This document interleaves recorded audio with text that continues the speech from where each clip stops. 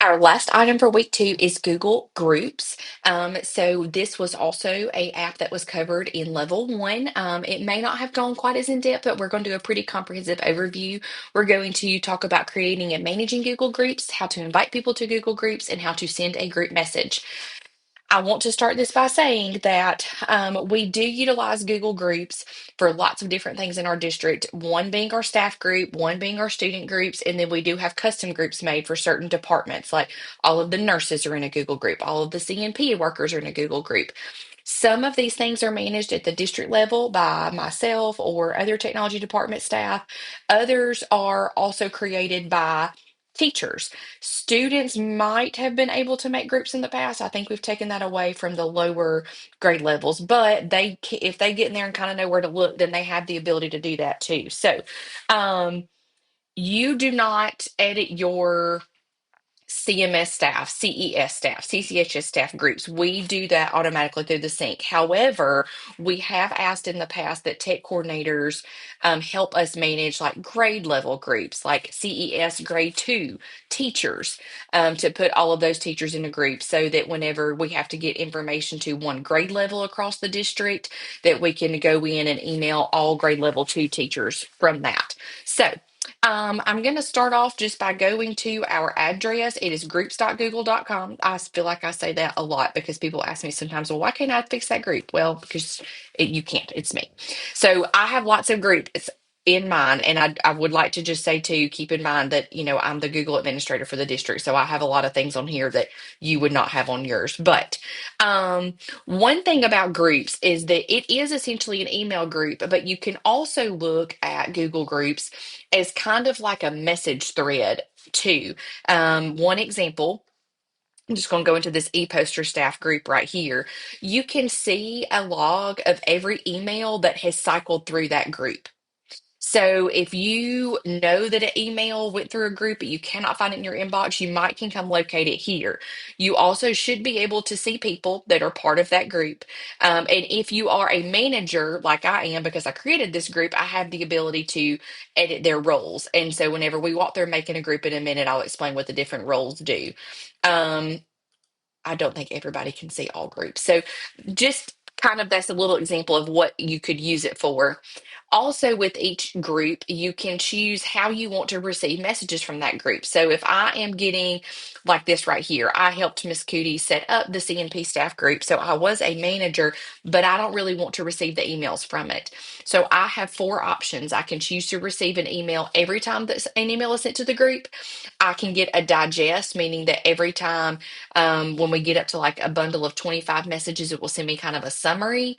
Abridged is, going to be a big group of messages about once daily, or I can receive no email. So as much as I love our CMP workers, I do not want to receive their emails in my inbox all the time. If I wanted to see them, I could go to my groups.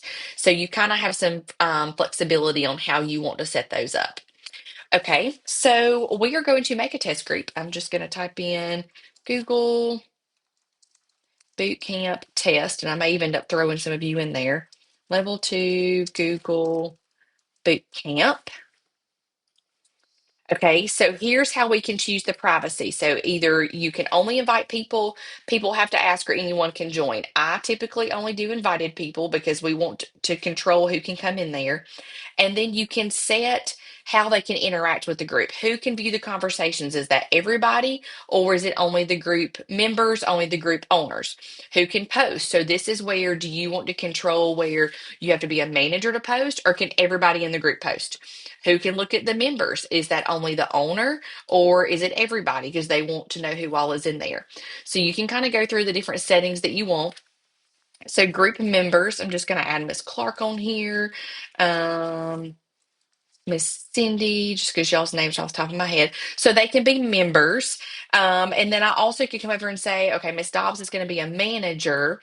I can send a welcome message. And then this is where I can choose how I want to receive information from the group. Every person can set this on their own. And then whether you want to directly add members or you want to be able to just send invitations. So it's by me sending this to them, I am putting them in the group. If you want to ask them to join, then you could do this that way. Then you would just create the group. So it's pretty simple to do with that. And yes, these are email groups, but it is also a group of people that can interact as well. So whenever we have a group and we want to send a message, I'm gonna go back to my ePoster staff group. I can start a new conversation and it is going to open up just like an email. If I want it to come from that email address, you can do that too, kind of like on behalf of the group, or it can come directly from me.